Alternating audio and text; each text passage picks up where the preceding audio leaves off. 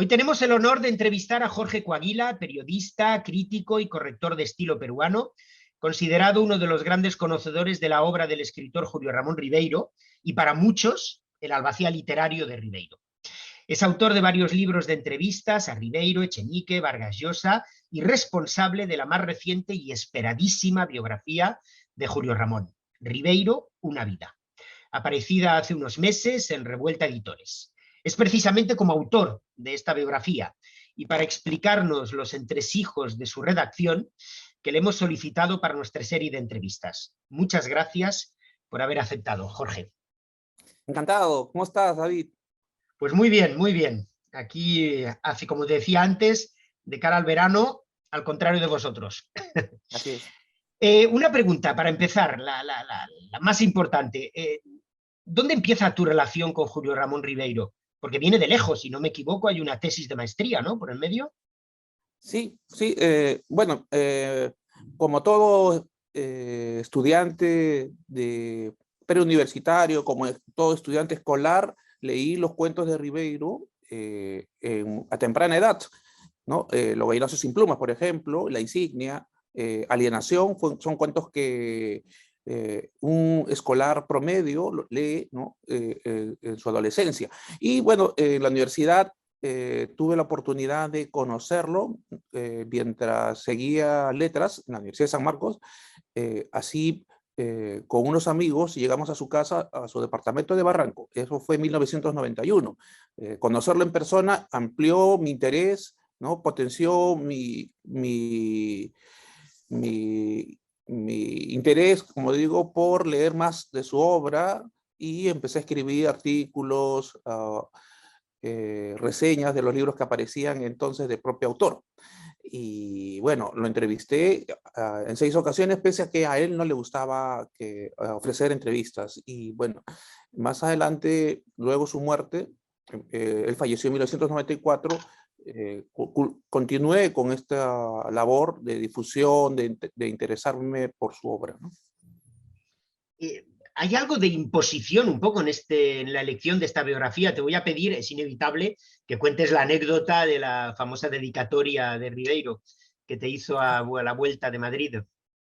Así es, era 1994, Ribeiro viajó a Madrid para participar en la Semana de Autor en Casa de América, pues, en Madrid, y además presentó cuentos completos en Alfaguara y Cambio de Guardia. Entonces eso ocurrió meses antes de su fallecimiento. Él falleció en diciembre y esto ocurrió en mayo, junio. Entonces, yo ya lo había entrevistado, tenía un trato con el autor, lo frecuentaba con cierta, en su casa de Barranco, que queda muy cerca, frente al mar. Así que cuando volvió de esta gira, el autor me alcanzó un ejemplar de cada edición que había, ¿no? Entonces tuve la sorpresa cuando revisé el ejemplar de Cambio de Guardia que decía: para Jorge Coaguila, mi crítico y biógrafo oficial, ¿no? Pero antes me había dedicado a una cosa también muy simpática, ¿no? Cuando le hice una entrevista, ¿no? Decía: para Jorge Coaguila, compadeciéndolo por haber perdido tiempo en leer mi obra, algo así, ¿no? Eso es Entonces, muy riberiano, ¿eh? sí. Ajá. Entonces, eso, tras la muerte, esas dedicatorias tras la muerte del autor, me comprometió a seguir difundiendo su obra, estudiándola, y así me he pasado buena parte de mi vida académica, mi vida profesional, y hasta que creo que culmino con esta biografía que tú has mencionado, ¿no? Vamos para 30 años ya del fallecimiento de Julio Ramón Ribeiro.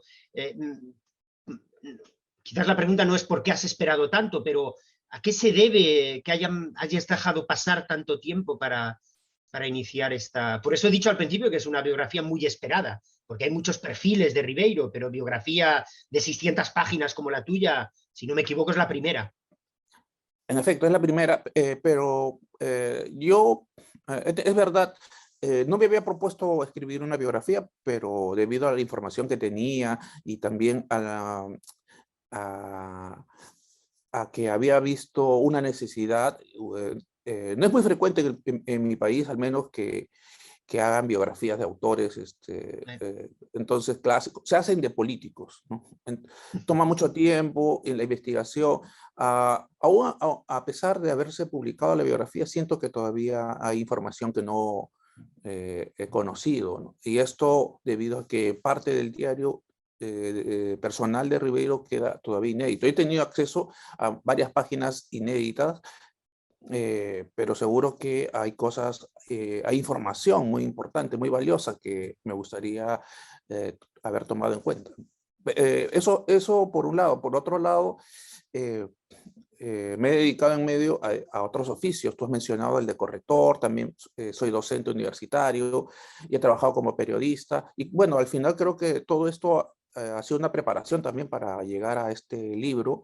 Y al final, en el camino han fallecido varias personas que yo he entrevistado, miembros de la generación del 50 a la que perteneció el autor, familiares. Hace poco falleció la hermana mayor de Ribeiro. Lamentablemente no pudo leer este libro que al fin publicó, pero estoy muy contento con el producto, pero a la vez un poco todavía, bueno, soy bastante ambicioso, entonces siempre quiero cubrir lo más que pueda, ¿no? Y el autor lamentablemente también dejó capítulo de una autobiografía, ¿no? Dejó inconclusa esta obra, ¿no? Un libro que él planeaba, porque él amaba los textos íntimos, el diario personal, las cartas, ¿no? La correspondencia, y también proyectó sacar una autobiografía, como menciono. Dejó esa autobiografía, como mencionas muy bien, y también dejó acabados sus diarios, pero no están editados por completo, puesto que has evocado los diarios. ¿Hasta qué medida, en qué medida los diarios te han servido un poco como línea a seguir? ¿Qué importancia han tenido unos diarios tan importantes y tan personales e íntimos como los de Ribeiro en una biografía? No, la importancia es capital, ¿no? Porque ahí habla de su vida amorosa, de sus lecturas, de sus viajes, el contacto con ciertos personajes de la política, del mundo intelectual peruano, ¿no? Entre ellos destaca, por ejemplo, la relación que tuvo con Mario Vargas Llosa, con Alfredo Valls Echenique, autores que pasaron varias temporadas en Francia. Y él estuvo ahí también buen tiempo. Sin embargo, queda, como lo mencioné, inconclusa desde 1978. Entonces, lamentablemente todo ese periodo he tenido que cubrir con entrevistas, información. La correspondencia de su hermano Juan Antonio también ha sido muy valiosa para esta biografía. He tenido la biografía, el diario y la correspondencia a su hermano tienen una comunicación muy interesante. Hay, parece, algunos vacíos que encuentro aquí lo puedo llenar, lo puedo cubrir con el otro texto, ¿no? Bueno, y en fin, los cuentos, las entrevistas que ofreció, y eso en la parte documental. Por otro lado, he entrevistado a la familia de Ribeiro, a todos sus hermanos, a amigos de su generación, poetas, editores, compañeros de ruta, ¿no? Compañeros en París, en Lima, que son los dos lugares, los dos focos donde pasó más tiempo el autor. Se trata de una biografía lineal, si no me equivoco, ¿verdad? Así es. Eso es una idea que medité mucho, sin empezar por los últimos años, Correcto. no porque estaba enfermo, pero al final opté por eso, ¿no? Ribeiro, cuando quiso escribir su autobiografía, también tuvo ese problema, decidirse por dónde empezar. Él quería escribir una autobiografía no tan tradicional. Entonces quería elegir, según lo que estaba proyectando, elegir un elemento que uniera su vida, por ejemplo, los gatos, ¿no? Cuántos gatos había tenido, o los zapatos, o los cigarrillos. Yo creo que en el fondo, producto de esta idea, surge Solo para Fumadores, ¿no? Que es una biografía Sí, encubierta, podríamos decir, sí, pues sí. abarca desde cuando empezó a fumar, desde la época universitaria en Lima, hasta cuando superó el cáncer. En 1973 fue operado 2 veces de Sí. cáncer en París por su consumo excesivo de tabaco, ¿no? Porque tú has optado por crear una especie de correlación entre su vida y su obra. De hecho, es imposible no hacerlo así con un autor como Ribeiro, que nos enseña las entrañas tanto personales suyas como de su maquinaria creativa en los diarios. Bueno, sí, aquí hay un punto interesante. Ribeiro declaró en varias ocasiones que muchos de sus cuentos son autobiográficos, pero es muy delicado extraer lo que fue verdad en su obra de ficción. Y a la vez también en sus diarios personales, que uno asume, supone, imagina que es todo real. Sin Sí. embargo, por ejemplo, el primer gran amor de la vida de Ribeiro, Katy Herrera, que en el diario aparece como C, Sí. eh, ella declaró tras la publicación del primer volumen, dijo en una reunión en la que estuvo Ribeiro, dijo, Julio Ramón, estaba en una reunión de amigos, dijo, lo que cuenta Julio Ramón en el diario, todo es falso, ¿no? Entonces, aquí hay algo que llama poderosamente la atención, ¿no? Ni siquiera lo que dice el propio autor puede a veces tomarse como real, ¿no? Cuando es una obra de no ficción, Sí, sí, supuestamente sí, sí, sí. el diario, ¿no? Y, por otro lado, algunos testimonios que yo recogí se contradicen, ¿no? Ciertas personas que yo entrevisté dicen una cosa en un momento y más adelante tienen otra versión sobre el hecho. Eh, Hay que tomar en cuenta también que muchos de los amigos de Ribeiro son escritores y tratan de maquillar los escritores, las anécdotas, los hechos que ocurrieron, agregándole pequeñas exageraciones, ¿no? Y llegan a exagerar en ciertos momentos, ¿no? Alfredo Bryce, por ejemplo, es un narrador muy oral, muy interesante, pero tiende a ficcionar, Vale, vale. a llevar a la exageración ciertos hechos, ¿no? ¿Y cómo has conseguido trenzar todo eso? Porque pienso en el caso de Velasco, por ejemplo, también hay versiones, incluso he oído decir que lo que cuenta en el diario no fue exactamente así. ¿Cómo has conseguido trenzar, discernir entre lo que tú consideras verdad o mentira y cómo lo explicas en la biografía? Porque ese es el verdadero trabajo de un biógrafo, ¿no? Claro, es complicado eso. Exactamente.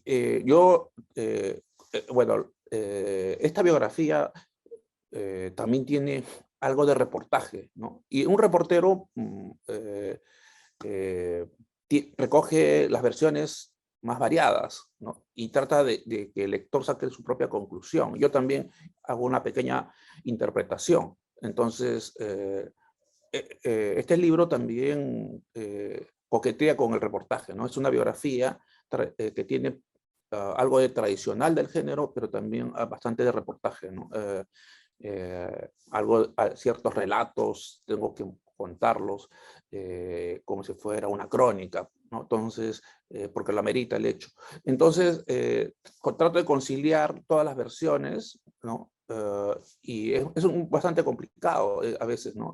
La fecha, algunos cuentan una historia y no recuerdan muy bien la fecha, y eso también me remitía a investigar en qué momento se desarrolló aquella anécdota, ¿no? Pero sí, he hecho un esfuerzo bastante notable, ¿no?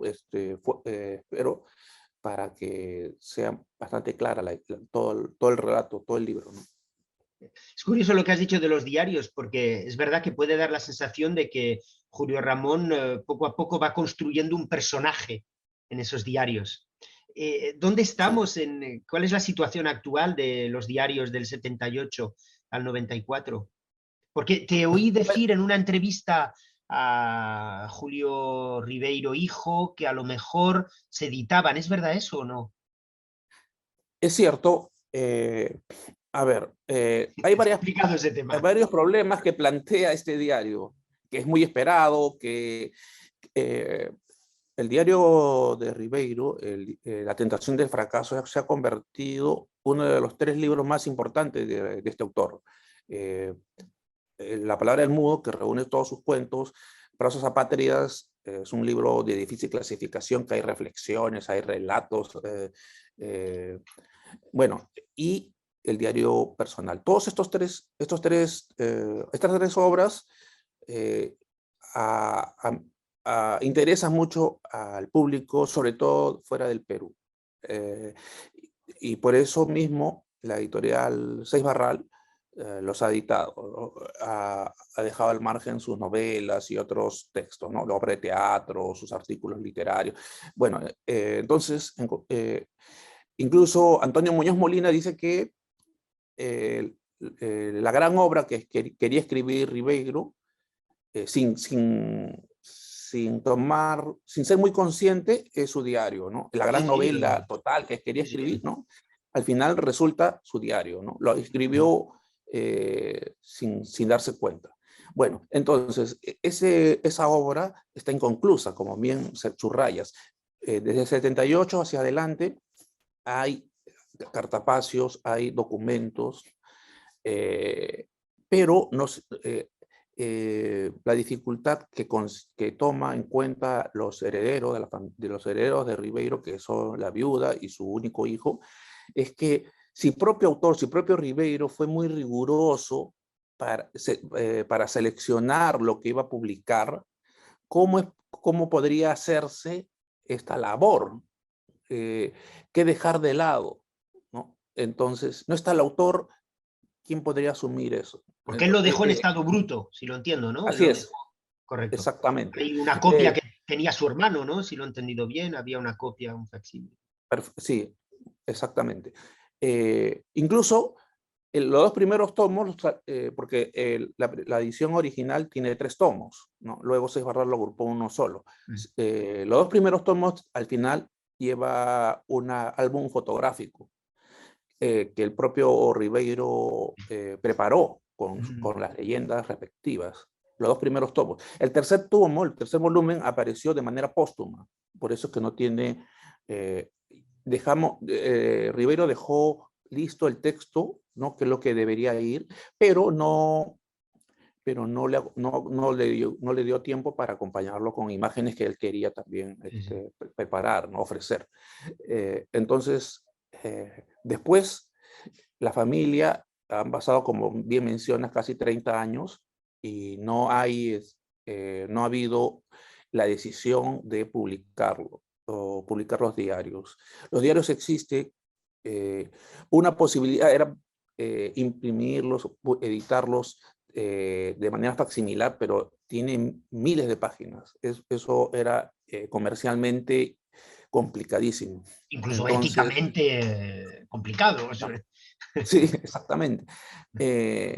Uh, Ribeiro, recuerda bien también que por decisión de Alida, no, Alida le dijo, yo no quiero ser personaje de tus obras, retírame de lo más que puedas del diario personal. Y eso fue lo que hizo Ribeiro. Había una relación ya un poco difícil, complicada entre Ribeiro y su esposa, ¿no? Porque nunca se llegó a separar, a divorciar. Esa relación con tropiezos se mantuvo hasta el final. El hecho es que no han tomado la decisión de cómo publicar. Yo les he propuesto, y muchos autores, mucha gente entendida le ha propuesto a la familia que se publique, que alguien se encargue de hacer una selección y se ponga ahí edición a cargo de tal persona. Correcto. Lo están pensando, a veces dicen que sí, a veces que no, pero lo cierto es que hay interés editorial y también, ¿no? Hay muchas editoriales que están dispuestas a publicar ese diario, ¿no? Bueno, no sé si se publicará pronto. Mientras tanto, se han reeditado varias obras, ¿no? Y yo espero que de aquí a 2 a 3 años se publique, ¿no? El otro tema también es quién transcribe, porque a partir de cierto año Ribeiro escribía a máquina. Los primeros cuadernos de diario están escritos a mano. Luego él mismo lo pasó a máquina y luego empezó a escribir con computadora, ¿no? Sí, sí.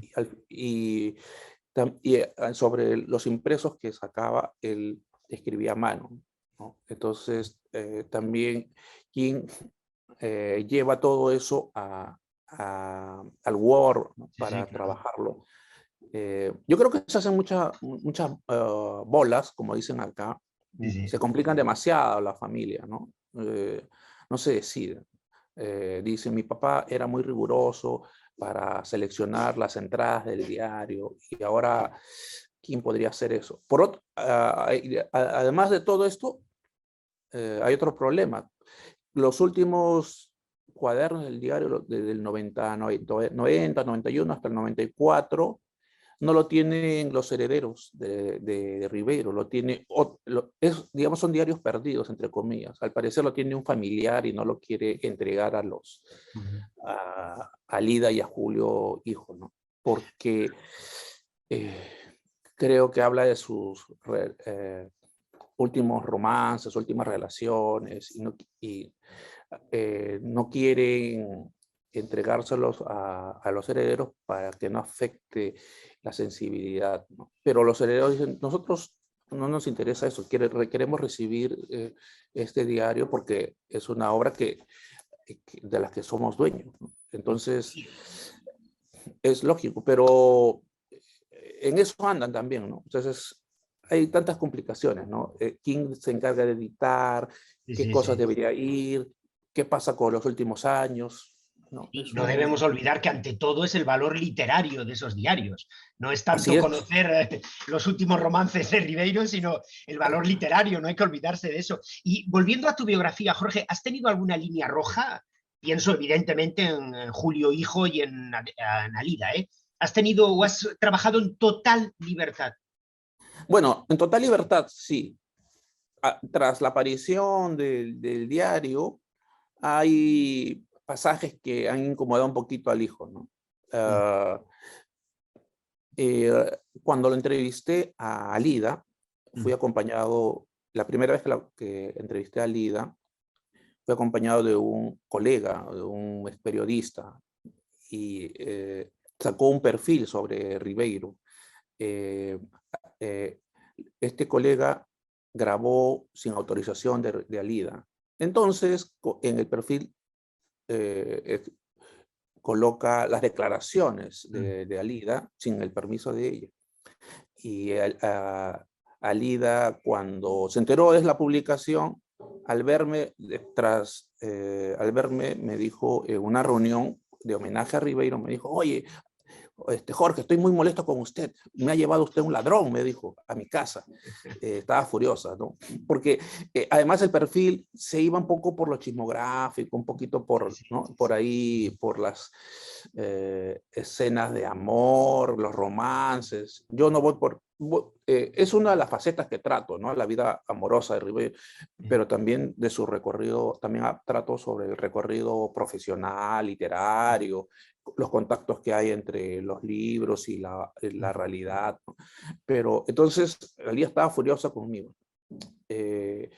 Y tardó un poco para conciliar se tardó un poco conciliar nuevamente esa relación, ¿no? La he visitado y ahora mantenemos.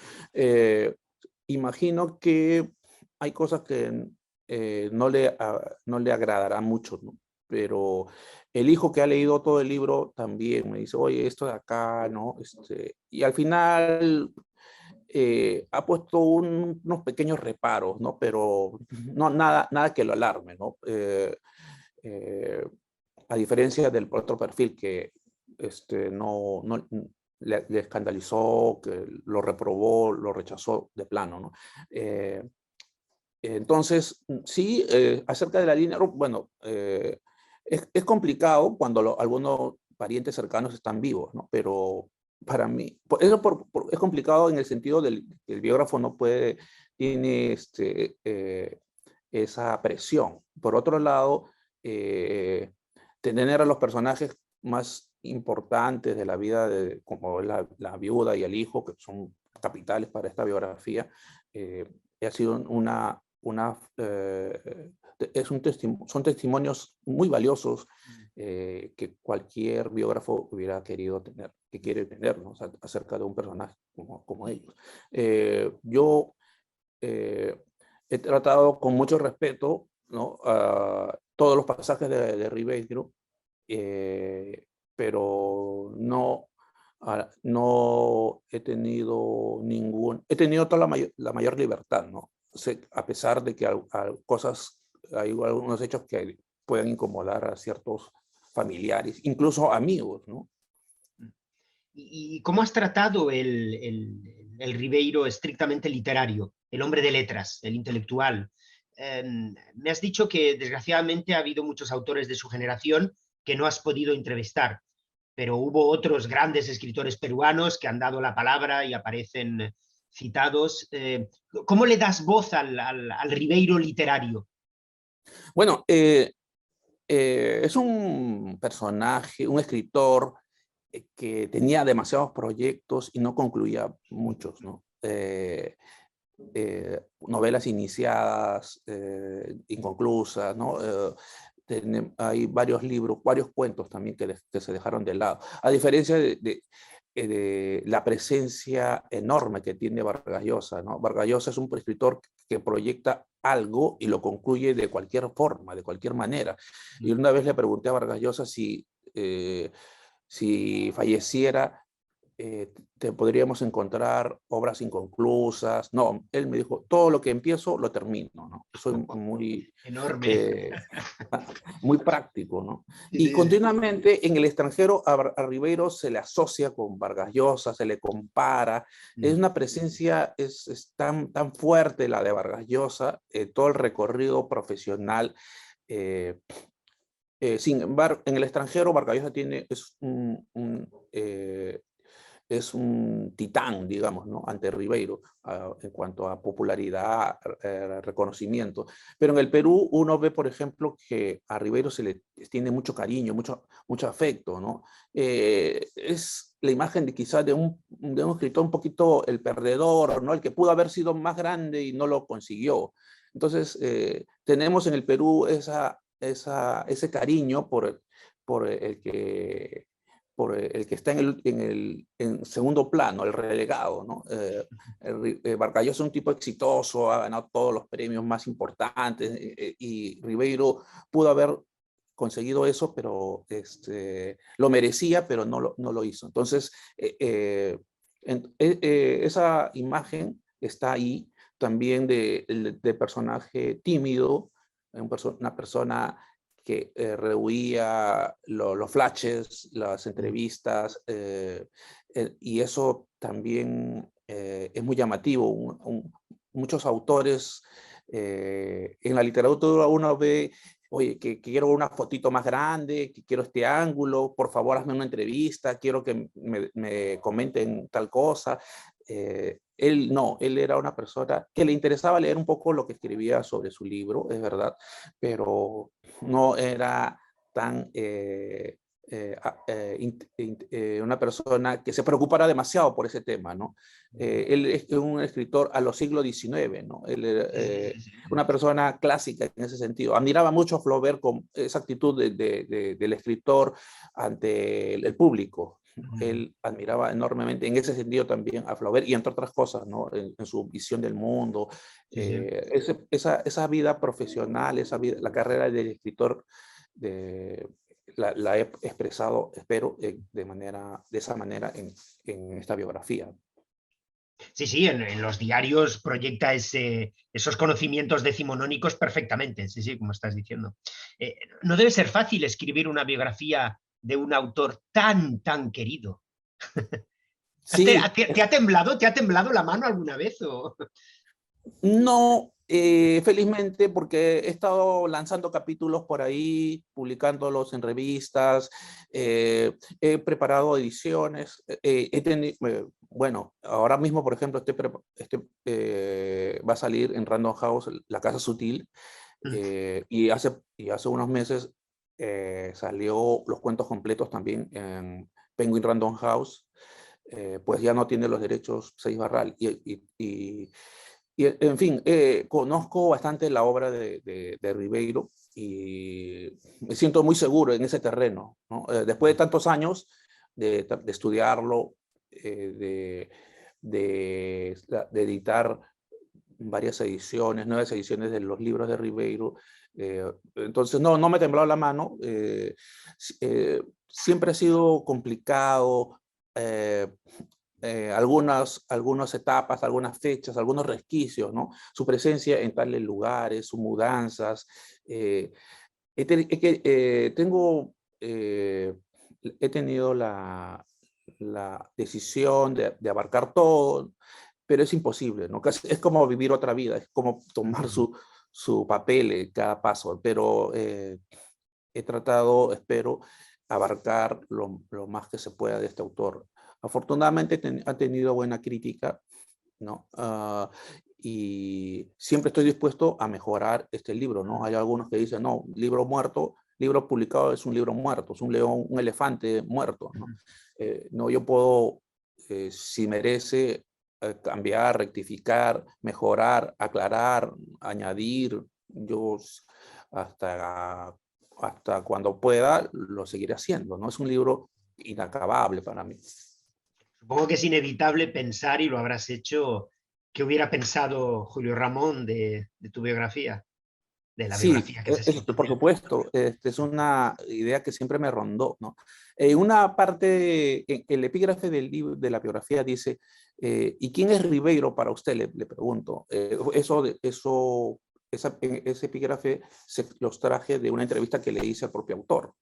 Entonces él me dice, uy, qué difícil pregunta, para ello tendría que escribir mi autobiografía, dice, ¿no? Entonces, tras escribir esta biografía, todavía me quedan lagunas, ¿no? Algunos detalles, pero estoy bastante contento con este trabajo. Está escrito de la manera más documentada, con un lenguaje periodístico, del buen periodismo, espero. Estamos viviendo además en el Perú una producción de no ficción muy impresionante, porque uno entra a una librería en Lima, en el Perú, y vemos que novelas, obras de teatro o poemarios de clásicos o de autores recientes compiten, ¿no? Con autores no ficción, reportajes, biografías, ensayos, en fin. Entonces eso es para mí muy positivo, y también noto claramente que los grandes escritores no solamente están en obras de ficción, sino también en obras de no ficción. Y hemos visto que los reconocimientos internacionales, por ejemplo, el premio Nobel se lo han dado a una escritora bielorrusa, por ejemplo, ¿no? Y quizá más adelante sea la tendencia, no solamente premiar a los que son autores de obras de ficción.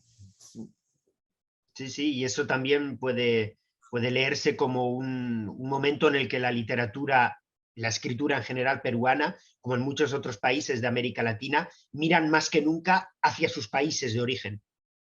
Y quizás Sí, la influencia bueno, europea. Didi, perdona, sí, sí.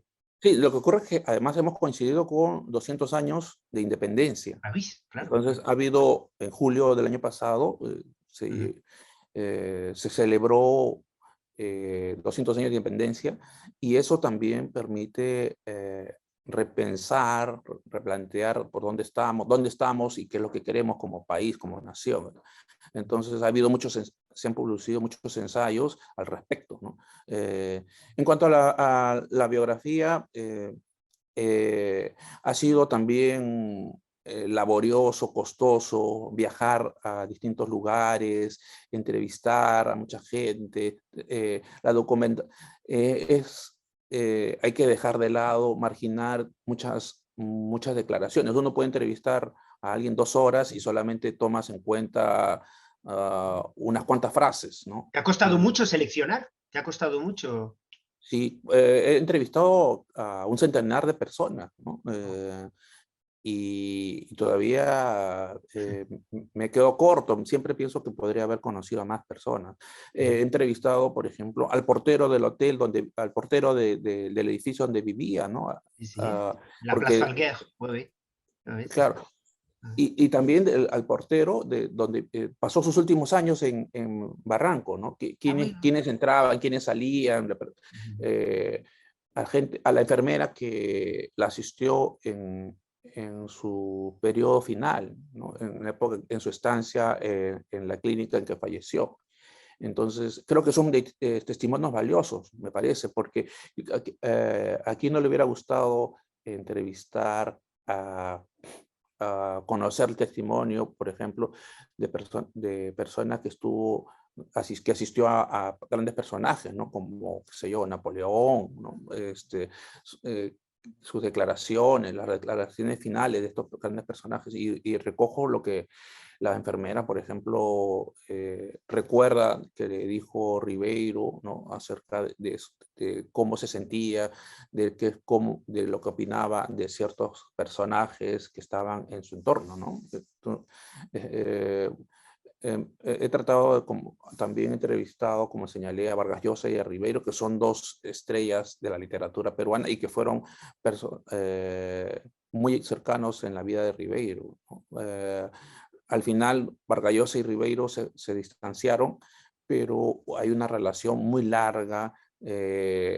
Cada uno ofrecía comentarios de lo que publicaba el colega. La gente lo veía como una competencia, Bueno. pero no había tal. Eran compañeros de ruta que tenían muchos puntos de contacto. Su manera de ver la realidad, de ver el Perú, coincidían en ciertos aspectos. En el país todavía se mantienen algunas de esas taras, por ejemplo, el racismo, la discriminación social, la pobreza, la corrupción, todo eso todavía persiste lamentablemente en el país y se reflejan en sus obras y en las obras de estos grandes escritores, pero no hay tal rivalidad como algunos han querido ver, ¿no? Lo que sí es que Vargas Llosa se dedicó más a la novela y Ribeiro a los textos más breves, ¿no? Pues muchísimas gracias, Jorge, por esta información tan valiosa que nos has dado sobre la biografía que ha aparecido hace un par de meses. Y bueno, a la espera quizás dentro de unos años, que aparezcan esos últimos años, desde el 78 hasta el 94, de sus diarios personales. Larga vida a esta biografía que acabas de escribir y que se siga leyendo a Ribeiro, que 30 años casi después de su fallecimiento sigue estando en todas las librerías y sigue leyéndose. Muchas gracias, Jorge. Muchísimas gracias, David. Te mando un fuerte abrazo. Venga, gracias.